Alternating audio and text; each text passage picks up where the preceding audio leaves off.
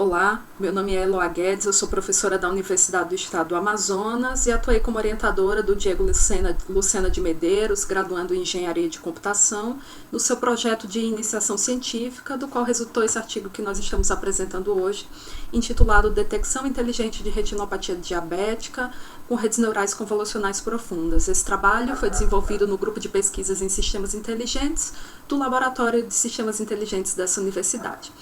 Vamos então à contextualização desse trabalho, né? A retinopatia diabética ela é uma complicação crônica da disfunção metabólica chamada diabetes mellitus. Ela é uma das principais causas de cegueira em pessoas portadoras de diabetes e estima-se que após 20 anos, quase todos os pacientes com diabetes tipo 1 e cerca de 60% do tipo 2 desenvolvem algum grau de retinopatia diabética. É interessante notar que a retinopatia diabética possui diferentes graus.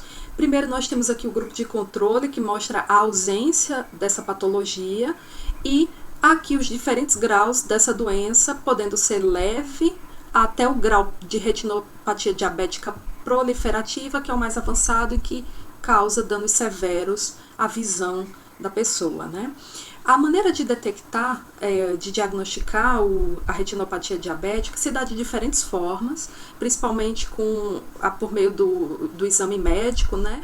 E também é feito em diferentes períodos após o diagnóstico do diabetes. É interessante notar que quanto mais cedo é feito o diagnóstico, melhor pode-se prevenir a sua evolução. Por um outro lado, né, nós tratamos e apresentamos aqui os avanços recentes do uso de técnicas de Deep Learning na imagiologia médica, por exemplo, para a detecção de tuberculose pulmonar em imagens de raio-x, para a detecção de nódulos, tecidos cicatriciais, para auxiliar em diversos tipos de exame médicos. Assim sendo, o objetivo desse trabalho visa mostrar, né, resultados do uso do modelo de Deep Learning nomeado redes neurais convolucionais nessa tarefa, que é uma tarefa de visão computacional, para detectar o grau de retinopatia diabética a partir dessas imagens que são coletadas em um contexto real.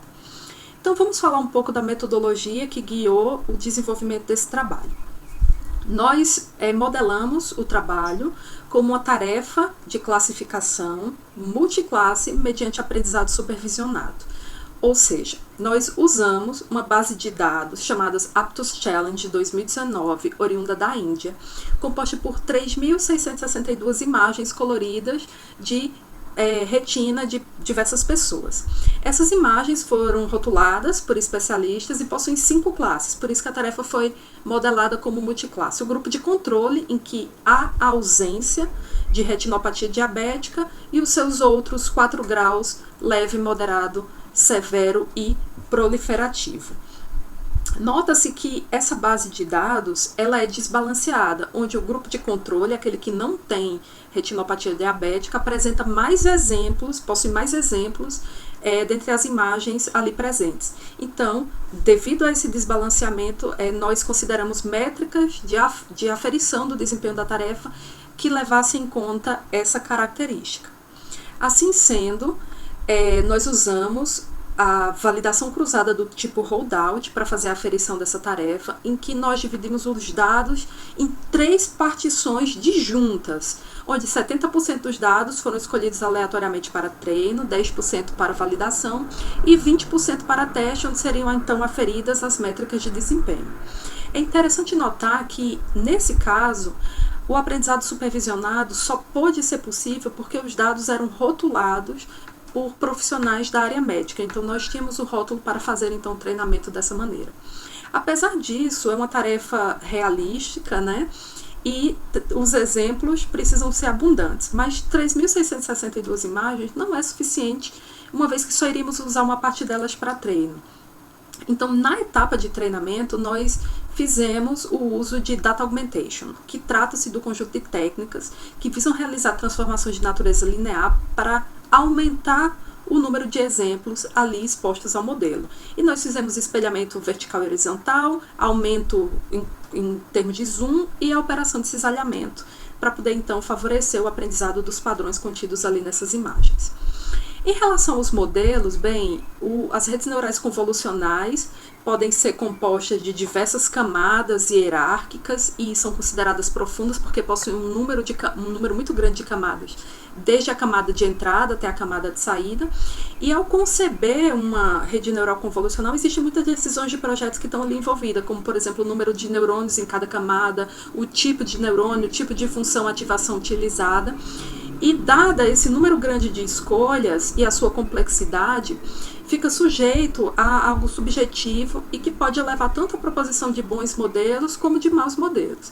Para evitar isso, nós optamos por, no escopo desse trabalho, utilizar arquiteturas de redes neurais convolucionais que já são reconhecidas na literatura por serem boas em tarefas de classificação massiva de imagem.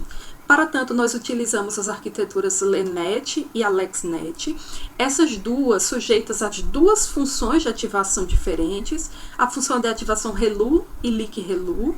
ReLU é unidade linear retificada e a LIC-ReLU faz apenas um degrau mais sutil nessa tarefa, ambas contínuas e deriváveis. Usamos também a arquitetura Inception em sua versão V3 e a ResNet 152, que é uma arquitetura massiva de rede neural convolucional, uma das maiores que se conhece. Em relação à aferição dessa tarefa, nós usamos as métricas de desempenho, acurácia, precisão, revocação e F1 score, todas elas calculadas levando em conta o desbalanceamento do conjunto de dados. Bem, uma vez concebida a metodologia, nós partimos então para a execução dos experimentos relativos ao projeto. E o fizemos com a linguagem de programação Python, em que os frameworks Scikit-learn, Keras, TensorFlow e Matplotlib foram protagonistas para a instrumentação das tarefas necessárias, né, do projeto.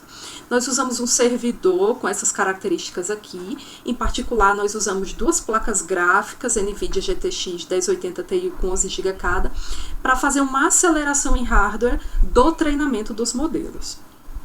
Bem, para sintetizar os resultados obtidos, nós apresentamos essa tabela e observamos aqui as métricas, o número de épocas, os parâmetros de early stopping para evitar overfitting, que é algo indesejado, que é quando o modelo fica vinculado aos dados de treinamento, né? E também o tempo de execução desses experimentos, onde destacamos a arquitetura Inception como tendo melhor resultado dentre todas elas. Alcançamos uma acurácia de 78,74% e um F-score, que considera a média harmônica entre precisão e revocação, de 75,84%. É interessante notar que a rede que possuía o maior número de parâmetros, que era a ResNet, não conseguiu superar o desempenho da rede Inception nessa tarefa. Isso pode ser interessante justamente pelas características da arquitetura Inception, em que nem sempre o maior número de parâmetros significa um melhor desempenho. Assim sendo, nós concluímos, né, que os resultados experimentais validam o uso das redes neurais convolucionais no problema de detecção de retinopatia diabética nessas imagens médicas que foram coletadas em um cenário real. Destacamos que as redes neurais convolucionais permitem o aprendizado automático das características, essa é a principal vantagem do modelo, não precisa de etapas de pré-processamento, né, escolha de algoritmos de extração de características, mas é importante salientar que o modelo aqui identificado, ele precisa de mais etapas de avaliação e de validação para utilização em contextos reais, não pretendendo em nenhuma ocasião presente ou futura substituir especialistas médicos na resolução dessa tarefa em pessoas reais, ok? Como próximos passos para essa pesquisa, almeja-se explorar outras arquiteturas, também outras técnicas de otimização e regularização de parâmetros, que possam levar a um novo patamar de desempenho na tarefa, e também analisar esses resultados obtidos com outras técnicas e métodos disponíveis na literatura. Nós, autores, agradecemos o apoio financeiro e material provido pela Fundação de Amparo à Pesquisa do Estado do Amazonas, a FAPEAM, e pelo CNPq, por meio dos editais PPP 04 de 2017 e o programa PAIC 2020 e 2021. Bem, aqui encontram-se os nossos e-mails que podem ser utilizados para contato. Nós ficamos à disposição para dúvidas, esclarecimentos e também sugestões que possam melhorar esta pesquisa. Assim agradecemos. Muito obrigada.